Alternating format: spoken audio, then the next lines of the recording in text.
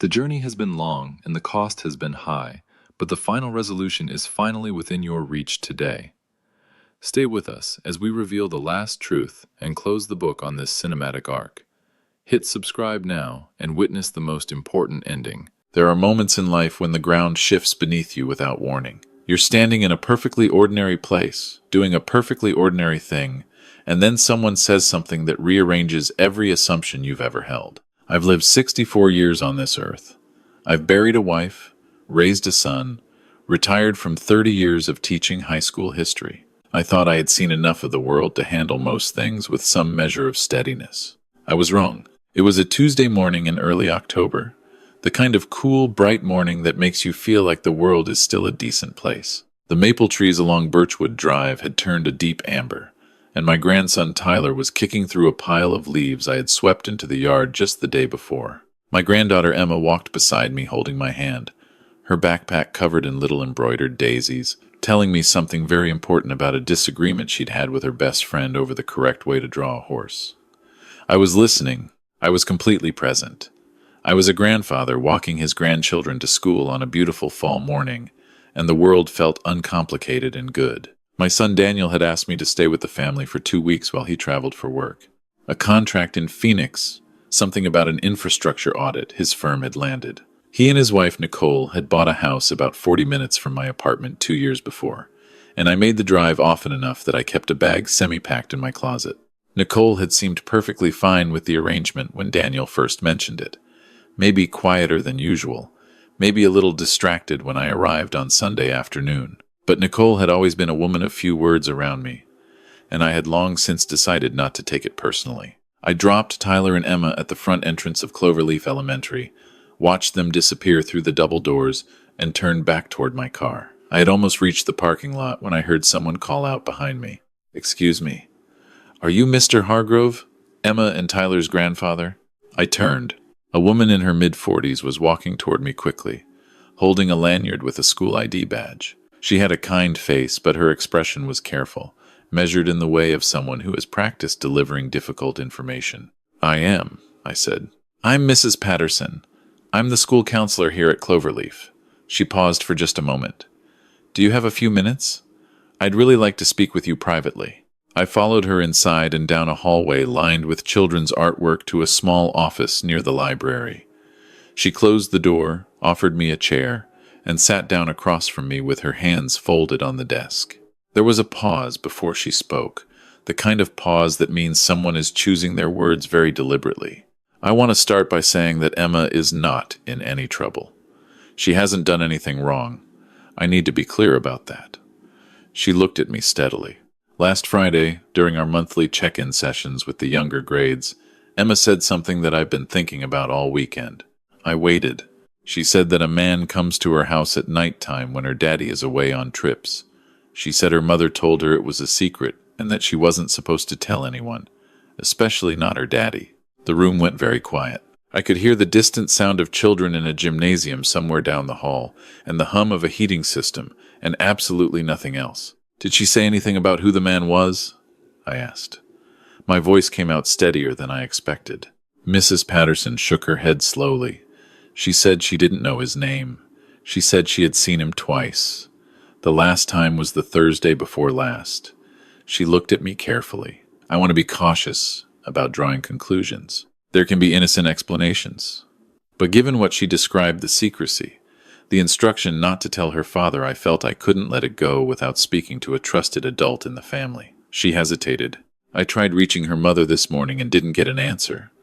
I saw you in the drop-off line and I knew from Emma that her grandfather was staying with them. I hope this wasn't overstepping." "No," I said. "You did exactly the right thing." I thanked her.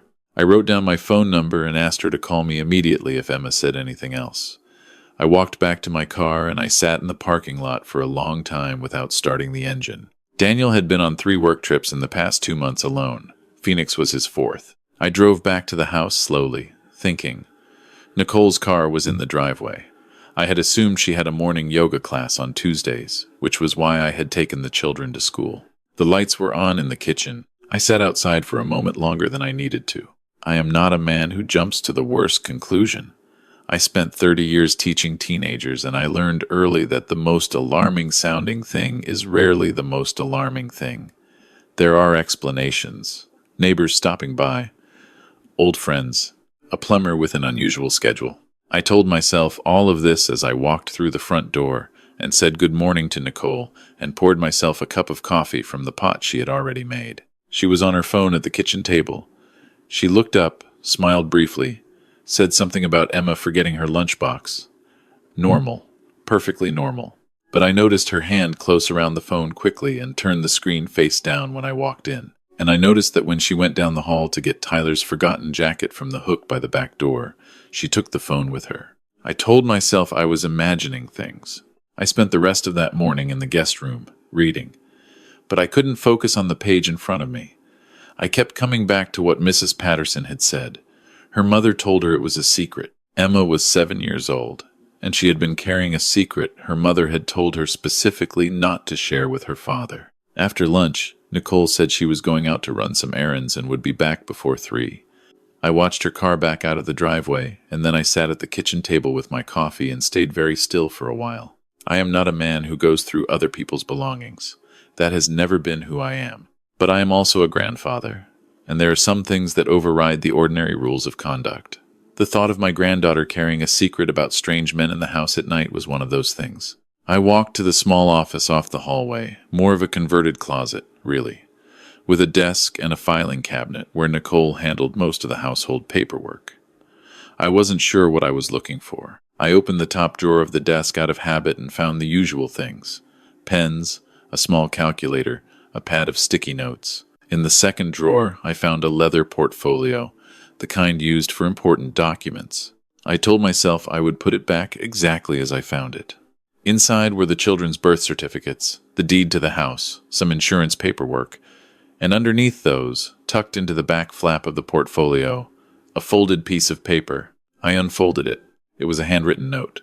The handwriting was not Nicole's. I had seen enough of her grocery lists and birthday cards to know her handwriting. This was someone else's. Blocky. Slightly hurried. Thursday is no good anymore. He's been asking questions. We need to move the timeline up. The package needs to be ready by the 14th. If you can't deliver, you know what happens. Don't make me remind you. I read it twice, 3 times. I folded it carefully and put it back exactly as I had found it. I walked to the kitchen and stood at the sink looking out at the backyard where Tyler's bicycle leaned against the fence and Emma's jump rope was still coiled on the patio from the afternoon before. The maple tree at the back of the yard had a tire swing that Daniel had put up 2 summers ago. I stared at it for a long time. The package needs to be ready by the 14th. Today was the 9th. I needed to think clearly and I needed to do it quickly. The first thing I did was call my old friend Ray, who had retired 5 years ago from the county sheriff's department after 28 years. We had been friends since our boys played Little League together. Ray had a way of listening without interrupting and then asking the exact right question. He picked up on the second ring. I told him everything. The counselor's conversation that morning, the note in the portfolio, Nicole's behavior over the past 2 days. I heard him breathing steadily on the other end of the line. "Read me that note again," he said. Exactly word for word. I had memorized it. I read it to him. There was a long pause. The phrase, "the package," Ray said carefully, combined with what the little girl told the counselor. The nighttime visits, the secrecy. Another pause. "Do you know if Nicole has any financial problems?" I thought about it. Daniel had mentioned once, offhandedly, that Nicole had gone through a difficult stretch before they met. He hadn't elaborated, and I hadn't pressed. "I don't know for certain," I said. "Does she have a second phone?" I thought about her hand closing around the phone this morning. The way she had taken it down the hallway with her, even just to grab a jacket. I think she might. "Okay," Ray said. He was quiet for a moment. "Here's what I want you to do. I don't want you to confront her. I don't want you to let her know anything has changed. Can you do that?" "Yes. I'm going to make some calls. Don't touch that note again. Don't move anything. When do the kids get out of school?" 2:45. "Pick them up like normal. Go about your afternoon like nothing has happened. I'll be at your son's house by 5:30. I'll park down the street." He paused. "And listen to me carefully. If at any point before I get there you feel that the children are in immediate danger, You take them and you leave. You don't explain, you don't argue, you just go. Understood? Understood, I said. I hung up the phone and washed my coffee cup and placed it in the drying rack. Then I went and sat in the living room and I did the hardest thing I have ever done, which was simply wait. Nicole came home at 2:15, perfectly on schedule. She dropped 2 grocery bags on the counter, asked if I wanted anything for lunch, and disappeared upstairs. I heard her moving around in the master bedroom. I heard the distinct quiet of someone speaking very softly on a phone. I picked up my car keys at 2:30 and said I was heading out to get the kids. Nicole called from upstairs that she'd have dinner started by 5. I said that sounded wonderful. Emma ran to me in the pickup line the way she always did, full speed, backpack bouncing. Tyler was right behind her with something he had made in art class that he needed me to look at immediately and evaluate with full seriousness. I looked at it with full seriousness. I told him it was extraordinary, which it was. I buckled them in and drove away from the school, and I kept my voice perfectly even the whole drive home, asking the right questions about their days, listening to Tyler describe an injustice that had occurred at the lunch table involving whose turn it was to use the good red tray. Emma was quiet for part of the drive, looking out the window, and at one point she said, "Grandpa, do you think secrets are always bad?" I kept both hands on the wheel and I said, very calmly, "I think it depends on the secret, sweetheart. Good secrets are things like birthday presents. The other kind of secrets are ones that make you feel worried or scared inside. Do you have a secret that makes you feel that way?" She was quiet for a long moment. "Maybe," she said. Then she didn't say anything else, and I didn't push her, because we were almost home and I needed her to feel safe, not interrogated. Ray arrived at 5:22. He parked his truck 3 houses down and walked over through the side yard and came in through the back gate the way I had left unlocked for him. I met him at the back door. He was a big man, Ray, with a white beard he had grown in retirement, and the quiet authority of someone who had spent decades seeing the worst of things, and learned how to stay composed in the middle of it. He shook my hand and came inside without a word. Nicole was at the stove stirring something. She turned when she heard us, and the expression that crossed her face was not quite surprise, but something faster and harder to name. She recovered in about a second and said hello to Ray and asked if he was staying for dinner. "Just a quick visit," Ray said pleasantly. "I was in the area." He sat at the kitchen table. I poured us both coffee. We talked about nothing my son's trip, the weather, the Little League fields on Route 9 that the county was apparently going to resurface. Nicole finished at the stove and said she was going to help the children with their homework, and she took her phone from the counter and went down the hall. Ray leaned across the table toward me and spoke very quietly. "I made some calls this afternoon," he said. The name Marcus Teal came up. He's been on the radar of the county's Special Victims Unit for about 8 months. He runs what they believe is a distribution network. He approaches people with financial vulnerabilities and uses them as access points. He stopped. "Access to children. The unit has been building a case, but they're missing a direct connection to a local household." I set down my coffee cup. "They believe Nicole was approached approximately 4 months ago," Ray continued. "She has significant gambling debts, close to $40,000 from an online platform. Teal's people paid off a portion of that debt in exchange for what they called cooperation." He looked at me directly. "They don't believe she understood the full scope of what she was agreeing to initially. But she understands it now, and she hasn't gone to the police." "What does cooperation mean?" I asked, though I already knew. "Access to the house, information about the family's schedule, and potentially," he stopped. "They believed the 14th was going to be a move date." I looked down at the table. "The detective I spoke with wants to move tonight," Ray said. "They've been waiting for a direct household connection, and this is it. But they need the children out of the house before they come in." "How?" Ray looked at me steadily. "You're going to take them to my house. You're going to tell Nicole you're taking them for ice cream and a sleepover with my grandkids, which she has no reason to question because you've done it before." We had done it before. 3 months ago, a Saturday evening, Ray's grandchildren visiting from Roanoke. "She'll let them go," I said. "If she doesn't, we move to a different plan," Ray said. "But I think she will. She has no reason to think you know anything." I went to find Emma and Tyler. They were at the kitchen table with Nicole, Emma working through a math worksheet, Tyler drawing something elaborate on the back of a paper bag. I crouched down to their level and told them that Uncle Ray was outside and he had just found out his grandkids were visiting and wanted to know if they wanted to come for a sleepover. Tyler's pen was down before I finished the sentence. Emma looked at Nicole. "Can we, Mom?" Nicole looked at me. There was something in her eyes that I have thought about many times since, something that looked almost like relief. I wonder now if some part of her knew. If some part of her was grateful for a reason to get them out. "Of course," she said. "Let me get their overnight bags." "We've got everything they need at the house," Ray called from the doorway. Nicole looked at him. Then she nodded. She hugged Emma for slightly longer than usual. And when Tyler ran to hug her goodbye, she held him around the shoulders and pressed her face into the top of his head for just a moment with her eyes closed. I took my grandchildren out the back door, across the side yard, and into Ray's truck. I buckled them in. I looked back at the house once, and then I got in, and Ray drove us away. I will not pretend that I felt certain in those moments. I will not pretend there wasn't a voice somewhere underneath everything asking me if I had gotten this terribly wrong, if Nicole would be confused and hurt when we left like that, if this was all some catastrophic misunderstanding and I would spend the rest of my life explaining myself to my son. But I thought about what Emma had said in the car. "Do you think secrets are always bad?" And I thought about a piece of paper folded into the back of a leather portfolio that said, "You know what happens?"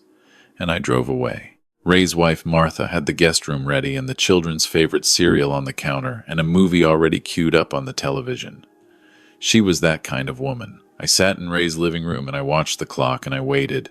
At 7:48 that evening, Ray's phone rang. He answered it, listened for about 45 seconds, and then looked at me. "They have him," he said. Marcus Teal was 3 blocks from the house at the time of the arrest. He had driven up from Richmond. He paused. "They have Nicole in custody as well." I sat with that for a moment. "The children," I said. "They're safe. They're right here." He nodded toward the hallway where I could hear Tyler loudly narrating the movie to Martha, who was responding with what seemed like genuine enthusiasm. "They're perfectly safe." I put my face in my hands. I was not a man who cried easily. I had prided myself on that for most of my adult life, and I am not sure now that it was ever something to be proud of. But I sat in Ray's living room on the 9th of October, and I let myself be overwhelmed for exactly 1 minute, and then I straightened up and called my son. Daniel answered on the second ring. He was in his hotel room in Phoenix. It was almost 9 o'clock his time. I told him everything. I did not soften it. I did not look for a gentler way to say what had happened. I told him what Mrs. Patterson had said, what I had found, what Ray had discovered, what the police had done. I told him that his children were safe and that they were at Ray's house eating cereal and watching a movie about a dog who could skateboard. The line was very quiet for a long time. "Dad," he finally said. His voice broke on the single syllable. "Get on the first flight home," I said. "I'll be here when you land." He was home by noon the next day. The weeks that followed were not simple. There is no version of this story where the weeks that followed were simple. Daniel took an emergency leave from work. There were interviews with detectives, meetings with a victim's advocate, conversations with a child psychologist who specialized in helping children process frightening things in age-appropriate ways. Emma had more questions than Tyler, as she always had.